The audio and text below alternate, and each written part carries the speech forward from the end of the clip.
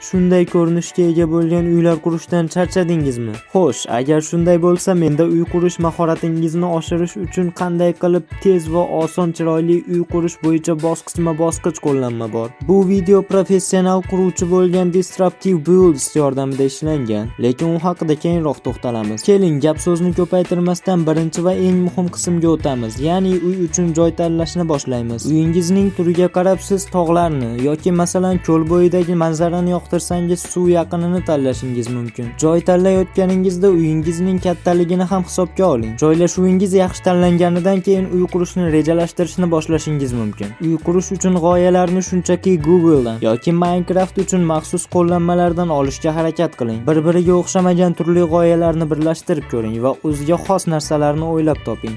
Lekin to'xtang. Devorlarni qurishga shoshilmang. Keling, buni biroz rejalashtiraylik va men yoqtirgan bloklardan biri bu loglar.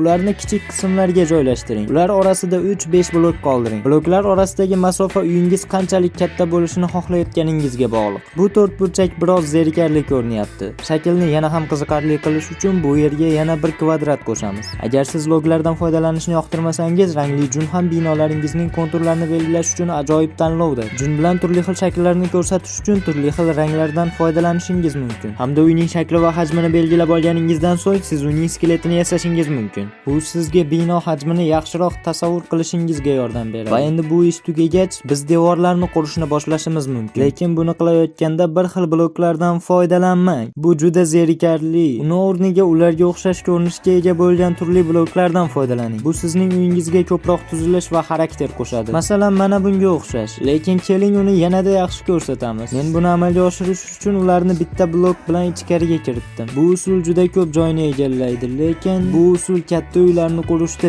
juda ham qo'l keladi. Zinapoyalar, to'siqlar va belgilar kabi turli xil bloklardan foydalanish ham uyingizni yanada noyob qilishda yordam beradi. Masalan, men bir ustining yoniga bochkali bloklarni joylashtirdim va butalarga o'xshashi uchun o'sha yerning orasiga bargli bloklarni ham joyladim. Men derazalar ustidagi kamarlarni yasash uchun juda ko'plab yog'och, zinapoyalar va eshiklardan foydalandim. Menimcha bu uyning umumiy ko'rinishiga yana ham chiroy bag'ishlaydi. Ikkinchi qavatda men to'siqlar va boshqa bloklar yordamida yog'och ustunlarni xuddi shu tarzda bog'ladim. Ba'zi hollarda derazalarning o'rniga to'siqlardan foydalanishingiz mumkin. Otxona quriladigan bu qismda men ham xuddi shu usuldan foydalandim va ko'rib turganingizdek bu usul u yerga juda mos keladi. Gulli idishlar va chiroqlar kabi kichik detallarni qo'shish ham sizning uyingiz tashqi ko'rinishiga ko'proq jonlilik olib keladi. Devorlarda tasodifiy ustunlar borligini ham ko'rishingiz mumkin. Va bu tasodif emas. Bu yerda deraza bo'lishi kerak edi. Lekin oddiy shisha bloklardan foydalanmang. Bu yerda shisha oynalardan foydalanish juda yaxshi variant deb o'ylayman. U devor bilan birga havoda uchib turgandek ko'rinadigan oynalarga nisbatan yaxshiroq variant hisoblanadi. Ular juda zerikarli va siz ko'rib turganingizdek devorlar allaqachon ajoyib ko'rinishni boshlagan. Bu yerda eshikni qurishda ham ajoyib hiyla ishlatamiz. Ko'rib turganingizdek eshik uchun juda katta joy bor, lekin keling, bir necha archadan yasalgan qopqon eshiklarni ishlatamiz va ularni shunday joylashtiramiz va o'rtaga eshikni joylashtiramiz. Juda ham ajoyib ko'rinyapti. Lekin bizga yana bir narsa yetishmayapti. Sezganingizdek biz qurishimiz kerak bo'lgan keyingi qadam bu tom. Tomni yasashingiz uchun juda ko'p turli xil usullar mavjud, lekin iltimos, tomingizni oddiy zinapoyalar bilan yopish kabi eng keng tarqalgan usuldan foydalanmang. Buning o'rniga tomning ko'rinishini o'zgartirishni maslahat beraman, ya'ni biroz g'ayrioddiy hamda noyob shakllar va egri chiziqlardan foydalaning. Masalan, tom tabiiyroq ko'rinishi uchun faqatgina zinapoyalar emas, o'rniga oddiy bloklar va plitalardan foydalaning. Tomning shakli tayyor bo'lgandan keyin uni bloklar bilan to'ldirishni boshlang. Lekin to'xtang. Avval aytganimdek faqat bir xildagi bloklardan foydalanmang. O'rniga o'xshash ranglarga ega bo'lgan turli bloklardan foydalaning. Masalan, bu uyning tomini yopish uchun qora shiferli g'isht va qora shifer plitkalardan foydalanmoqchiman. Va ko'rib turganingizdek ular biroz bir-biridan farq qiladi va birgalikda ishlatilganda juda ajoyib effekt beradi. Tomning qirg'oqlarini yopish uchun butunlay boshqa blokdan foydalanayotganimni allaqachon sezgan bo'lsangiz kerak. Va bu tomga o'xshash bezakni yaratishning yana bir xususiyati shundaki, sizning qurilishingiz ko'proq o'zgarish va ranglarni o'zida mujassamlashtiradi. Shuning uchun men sizga buni maslahat beraman. Yaxshi, tom endi yana ham chiroyli ko'rinishni boshladi. Lekin u hali ham quruq ko'rinyapti. Shu sababdan uni yanada qiziqarli qilish uchun keling, bir nechta qo'shimcha oynalarni qo'shamiz. Bu tomdan chiqadigan va derazalari bo'lgan kichik oynalar bo'ladi. Ishonchim komilki, siz ularni Amerika kinolarida ko'rgansiz. Tepada gilos bo'lganidek, biz ham mo'rlarni qo'shamiz. Bu tomning davomi va uni juda yaxshi ko'rinishga keltiradi. va biz shu bilan uyni yakunladik. Men juda xursandman, lekin biz uyning atrofini ko'zdan kechirishimiz kerak. U juda ham jonsiz ko'rinyapti. Uyning oldini bezatishda hamma qo'llaydigan usuldan foydalanishni bas qiling. Bu juda ham oddiy ko'rinadi. Keling, uni biroz o'zgartiramiz va old eshikka olib boradigan yo'l qilish uchun tosh va shag'aldan foydalanamiz. Siz hatto yo'lakka kichik toshlar va plitkalarga o'xshash bosma tugmalarni qo'shishingiz mumkin. Va uni yanada ko'proq o'zgartirish uchun ko'rib turganingizdek usulda otxonaga yo'l ochaylik. Otxonaga yetib keldik. Bu yerga qo'shimcha bezaklar ham qo'shishimiz mumkin. Masalan, mana bunday. Ishonchim komilki, bu yerda yashaydigan otlarga bunday dekoratsiya albatta yoqadi. Qurilishning tashqi qismini qiyinchiliksiz bitirib oldik.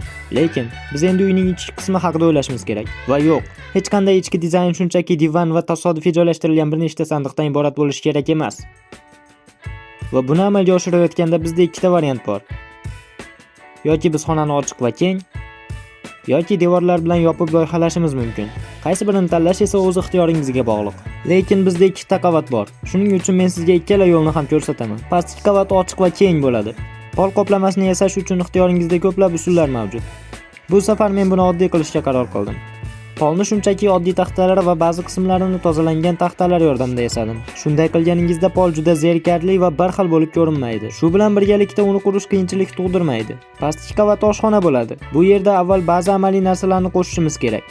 Shuningdek, narsalarni saqlash uchun qutilar hamda biz shunga o'xshash pechlarning yoniga qo'shimcha ravishda bir nechta shkaflar qurishimiz mumkin. Juda ham ajoyib. Pastki qavat ochiq va juda katta bo'lgani uchun o'rta qismi bo'sh tuyulyapti. Buni to'g'rilash uchun men o'rtaga bir nechta oshxona stollarini qo'shdim va uni biroz to'ldirdim. Qarang, bu juda ham yaxshi usul.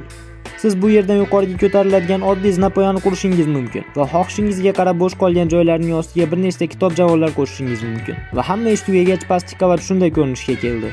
Endi ikkinchi qavatga o'tsak. Men bo'sh joyni 3 ta alohida xonaga ajratdim. Ikkita kichikroq xona yasadim va shunga o'xshash koridorni qoldirdim. Birinchi xona yotoqxona bo'ladi. Shuning uchun bu yerga divan joylashtirdim va ba'zi turdagi chiroyli dekoratsiyalarni qo'shdim. Bu yerda o'qishim uchun kitob javonlarini va narsalarni saqlash uchun bochkalarni ham joylashtirdim. Yakuniy natija shunday ko'rinmoqda. Ajoyib! Lekin bizda yana bitta xona bor va keling, u yerni tezroq chiroyli qilib bezatamiz. Bu kuchaytirish xonasi bo'ladi. Yaxshiyamki uni qurish oson. Ko'proq kitob javonlari va o'rtaga shunchaki sehrli stol joylashtiramiz. Yaxshi. Xonani yana ham ko'proq to'ldirish uchun men bu yerga bir nechta turli ish stollari va sandiqlarni qo'shdim. Koridorni kichikroq qismlar va gilamlar bilan bezagan ma'qul. Endi bizda juda chiroyli ko'rinadigan ikkinchi qavat bor. Bu uy juda baland bo'lgani uchun bizda hatto 3-qavat uchun ham joy bor. Shunday qilib keling, 3-qavatni ham bezatib olaylik. Bu juda oddiy. Bir qancha ish stollari va yorug'lik qo'shamiz. Hech qanday maxsus narsa yo'q. Uyingizdagi barcha bo'sh joydan foydalanish har doim yaxshi natija beradi. Yuqorida aytib o'tganimdek, bu uy g'oyasi men tomonimdan ishlab chiqilmagan. Bu siz uchun yangilik emasmi? Yaxshi, o'zim ham unchalik iste'dodli emasligimni bilardim. Lekin baxtimga Disruptive Builds bu videoda uning host dizaynlaridan birini ishlatishimizga ruxsat berdi. Demak, biz qurgan uy shunday ko'rinishga ega bo'ldi. Va boshqa ajoyib qurilishlarni ham ko'rishni istasangiz, Disruptive Builds kanaliga tashrif buyuring. Aynan shu uyning qo'llanmasi ham mana u. Umid qilamanki, siz yangi narsalarni o'rgandingiz. Keyingi videoda ko'rishguncha xayr!